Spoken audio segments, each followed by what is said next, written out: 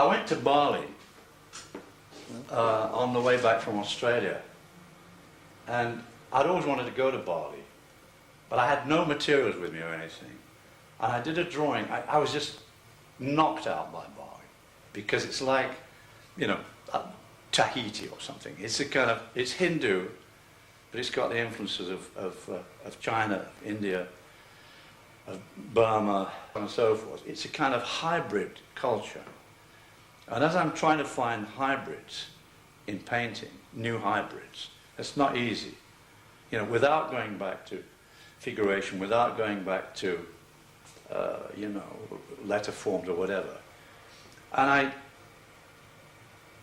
did 2 drawings, and on a bit of paper, back of an envelope. Came back, had no materials, was only there for 4 days. And I was just so these drawings. I thought, I've got to go back to bloody Bali. It's miles, you know. So I went back to Bali, and I took all the materials and things and so on. And I did a whole lot of drawings and photographs of Bali. And this is actually fairly representational painting. It's called tree music. But what it's based on is they have these trees, and they have these things, you know, those things that bong together in the wind? That's what these are. They hang them on to sell them. So it's a kind of figurative painting, really. But of course, that is belied by the colour. There's of course nothing to do with the colour. The form is distorted, and the paint takes over, and so on and so forth. So it has a kind of a hint of a tree. But to me, that just summed it up, you know, tree music. These wonderful sounds. And of course they have all these gamelan bands where they play these kind of 100 guys hitting these things. It's fantastic. It's very much like painting, very abstract. That was the origin of that. I could perhaps show you a sketchbook from that time. This is a Bali book. These are some of the forms which are derived from temples that you get in the fields, and they're falling over. And they do wonderful things like, they make things like this. So depending on how strong the wind is, it plays music through it like a harp almost. That's one there, but it's also a scarecrow to keep the birds off the rice. But you know, you can't find things like this in England. There's nothing like this in England. We've only got Robin Hood. Sunari, that means wind music. Hangover. That's tree music, you see. That is the original drawing. You can see the difference when you see the similarity. And I usually do these books wherever I go. I mean, my thing when I was a kid was that if I was, what my mother said, he's in the mood, let him draw. It was kind of a way of staying up late. Because if I was drawing, she would let me stay up, not put me to bed. My mother likes it. When I painted that picture, I was going through my kind of trying to come to grips with Expressionism and Edvard Munch, and I think the greens faded. There was some swirling green around his head. I rather disliked him at the time that I painted that picture. I used to paint him on a Sunday morning, and I painted his eyes rather bloodshot and evil looking. In fact, it was exactly like him. It turned out to be exactly like him, my portrait. I wrote my thesis on Rembrandt to Expressionism. So I was always inclined towards, you know, Expressionism and use of colour and so on, and painterliness. That's what I liked. But of course, one was very much discouraged from looking at that kind of painting. I mean, they actually would say, why do you paint like this? Why are you trying to paint like this? You're not French. You know, they didn't say you're not Dutch, but it was always you're not French. Because all the books on the Fauves and Expressions are all published in Paris or in Switzerland. And that's where we got our eager information from these little books. But it was always like, oh, Matisse is all right, but he's really just decorative. That's what we were told. Van Gogh was mad. So we were very much discouraged from wanting to join and relate to a kind of mainstream European painting. It was kind of Victorian, really, when I was a teenager. England was still Victorian. I thought I was a fabulous painter. How to make abstract paintings that were figurative, or figurative paintings that had all the qualities of abstraction, that was the big problem. You take William Scott, you take Victor Pasmore, you take all the people who were kind of under Picasso and Matisse, who were like, these giants were sitting on them and they couldn't get out. And de Stael, I think, exemplified it. He was the best example of somebody who found a way of doing those two things better than anybody else. I was influenced by every damn thing that I saw. I mean, a friend of mine who had a lot of land between Bandol and Lelec, and she said we could stay in this cabanon, and I got permission to go there from the school. And I went down and I saw houses in the trees, so they had a kind of Cézanne-ish influence. I saw poppies and fields, they had a sort of Van Gogh influence. And I just was, trying this and this and this, trying to absorb all this thing. I mean, when I went to the south of France, we hitchhiked down what you call l'autostop. And we finally got there, and we were so tired of carrying these big bags that we just struggled along this road, fell on the ground, fell asleep. We woke up in the morning, and we thought we were on a road, but we were on a beach, because it was so dark.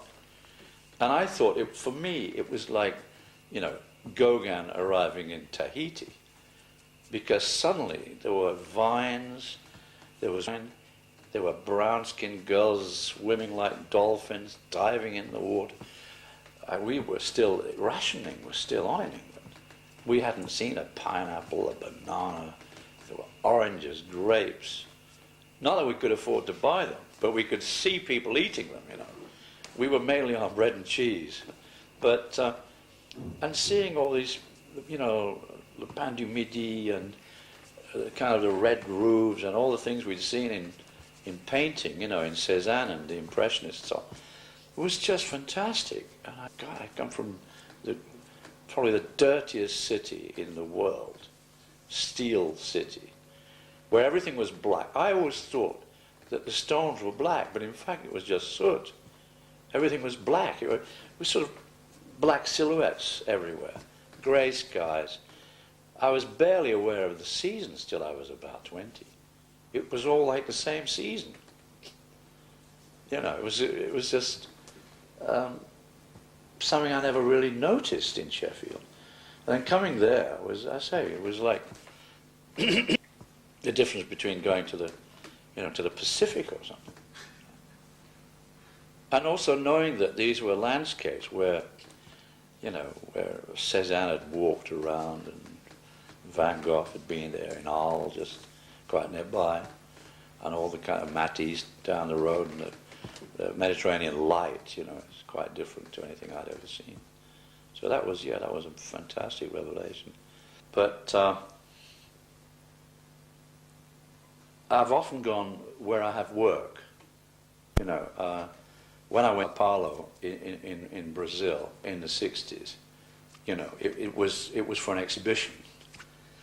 A stronger motivation, but at least I was having an exhibition at the end of it, so I went kind of island hopping and finally, got to Rio and then came back up through the Caribbean and so on. So because there was always that sort of thing when one was very young, going away that, it would be exciting, especially traveling alone, it's a little dangerous. And but it's a my kind of Gauguin syndrome, being drawn to other cultures that I find often more stimulating and more vital than our culture, What have we got here? Clog dancing, I don't find any great poetry in the English landscape. I mean, it's okay, it's beautiful in the spring, but it's gentle, it's rolling, it's not dramatic, it's not waterfalls and volcanoes and, you know, apples. I'd rather eat a mango than an apple. Apples are bright and crunchy and okay. They give me a little bit of acid, actually. But when you bite a mango, it runs all the way down your elbow, you know. That's just the way I am. I find I'm happy in that environment. Yeah, in the 50s, American painters had 2 shows at the Tate Gallery of these huge, ambitious paintings. Well, they were huge to us. I mean, we'd never painted on canvas. We couldn't afford canvas. We painted on chipboard, masonite, anything. Paper, wood, anything we could get hold of, old canvas from junk shops and things. And we suddenly saw this thing. So that was something that was kind of awesome, overwhelming, and made everything in English painting look kind of very parochial. But I think perhaps looking back on it, I was a bit unkind. But you know, it was exotic. It was from abroad. It was big. It was American. I mean, we were brought up in the movies, my generation.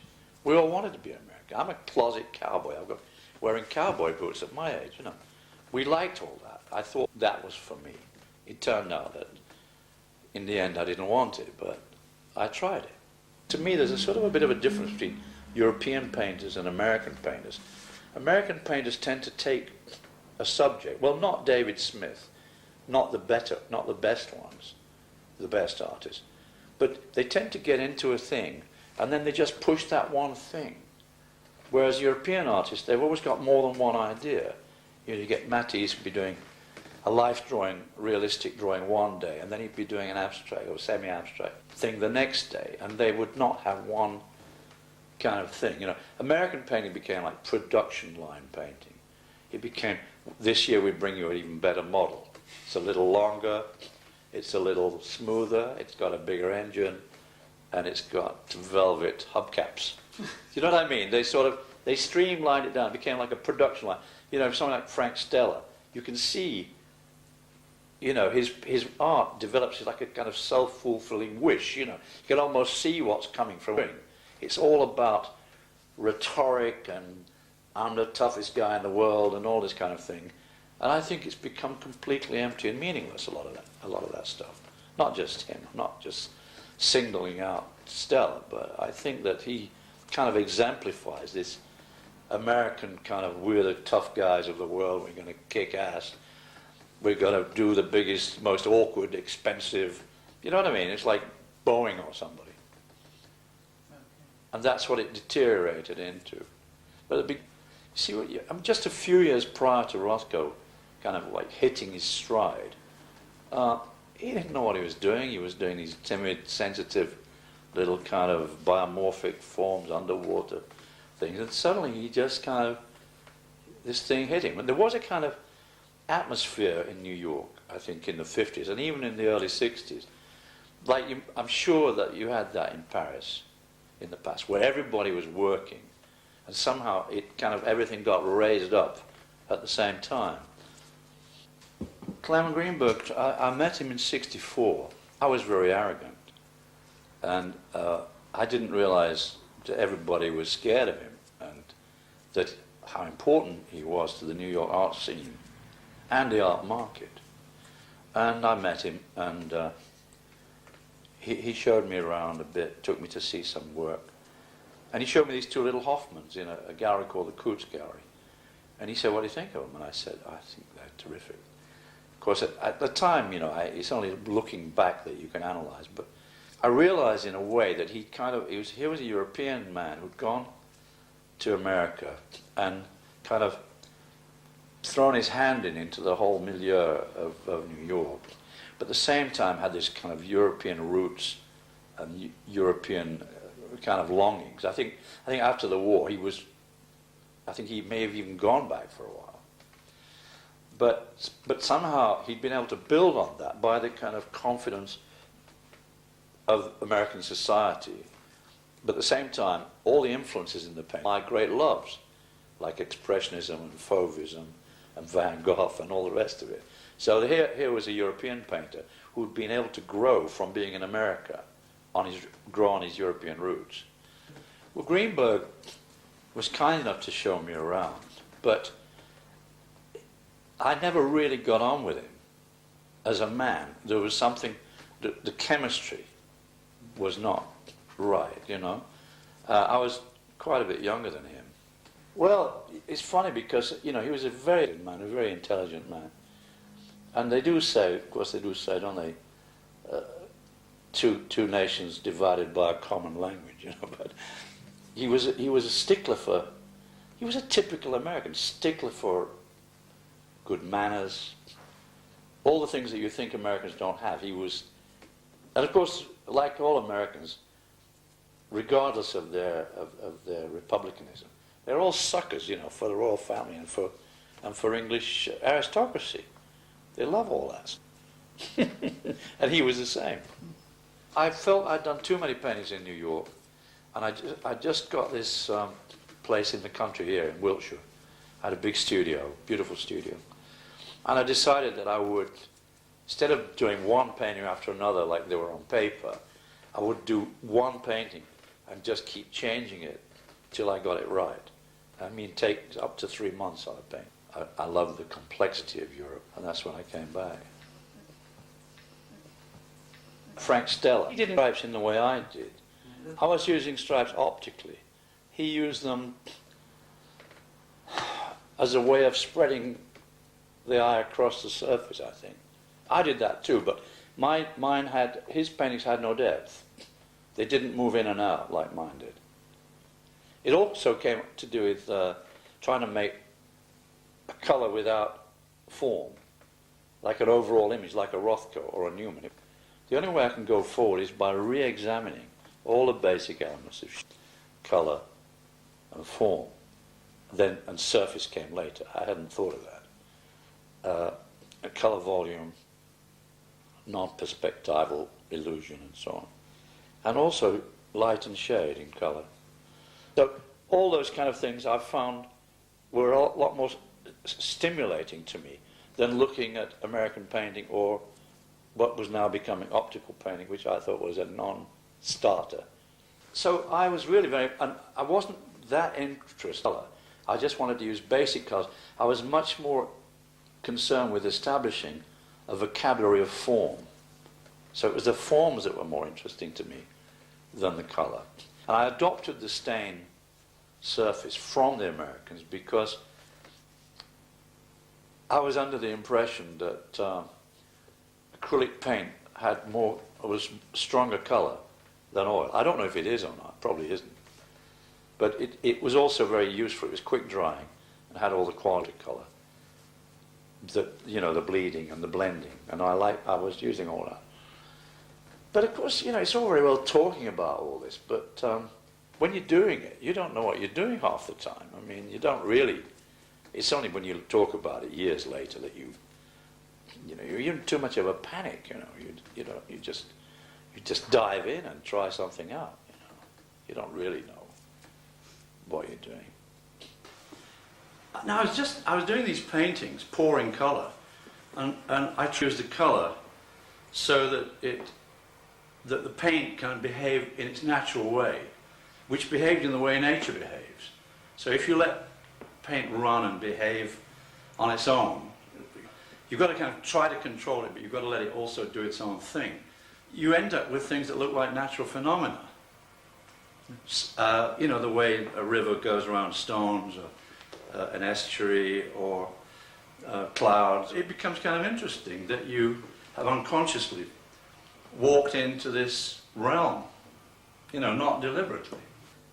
I mean, painting, whether it's abstract or figurative, always encapsulates its time unconsciously, without people realizing it. I mean, you can't impressionist colour now. It wouldn't happen. Unless one of these artists who paints with a book on impressionists next to the palette when you mix the colour up or something. I am trying to get to a point where I can paint anything. Dip back into my past, dip back into my loves,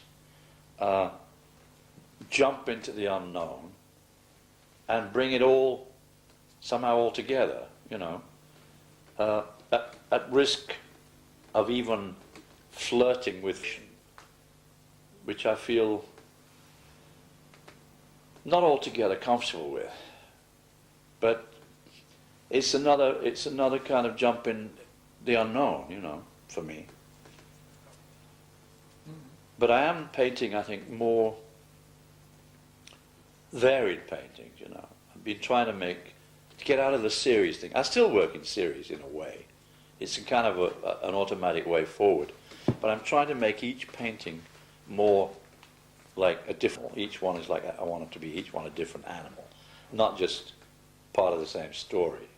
I prepare the structure, but it doesn't always come out the way that one imagines. But I think that, you know, the underlying structure is the strength of the painting in the end. But of course, it's like you can plan a boxing match. You can study your opponent. You can have your strategy. But when you get in the ring, it's an event. You may have to change and forget everything. Just do something completely, you know, that demanded by the process and what the work is also teaching you while you're making it. So I think it is an event. I never plan colour, no. Colour, I've always said it, you know, colour drawing is like a more intellectual, rational process where you think out about structures and things. The structures that you feel will be appropriate to your ideas. Colour's more like love. Colour comes over you and you respond to it. You know, so you put a colour down, that point in time, as you put that down, it demands a relationship with something, and that goes down. And then you've got three, and then a third, and then maybe that cancels out the original. But it just builds just through instinct and feeling, response. So these I've found, you see, what happened was a few years ago, Otherwell gave me a book on Miro, and all Miro's thoughts, interviews, letters. And I never knew he'd done that much, but he'd done an awful lot. And, you know, we always thought Miro was like, had the greatest imagination of perhaps anybody in the 20th century in painting. And then you find out, reading it, you find that Miro just looked at nature all the time, went down on the beach every day, picking up a twig or a bit of string or a shell or anything. I thought, well, who am I to think that I can just keep inventing out of my bloody head? When Miro has to go and look for material in order to find new structures, and have responses. I don't want to copy nature, you know, but I'm getting more and more, I'm allowing more and more feedback from it. What is the subject of my work? I can only hazard a guess, but I can give you a list of things. Masks, mirrors, every circle, views from plains, mountains, waterfalls, graffiti, damp walls, cracked pavements, the cosmos, tropical fruit, drink, music, tropical light, oceanic light, Mediterranean light, tribal art, Indian, Japanese and Chinese art, drums, jazz, Africa high life music, reggae, soul, Latin and classical, dance, magic realism, Borges, the metaphysical, dawn, sunset, atolls, flowers, the Book of Imaginary Beings, the Dictionary of Angels, Bangkok, Rio de Janeiro, and Montego Bay. To create a sense of magic, trying to transform the commonplace into the real to make a kind of paradise. That's it, folks. Now you can throw it out, doesn't it?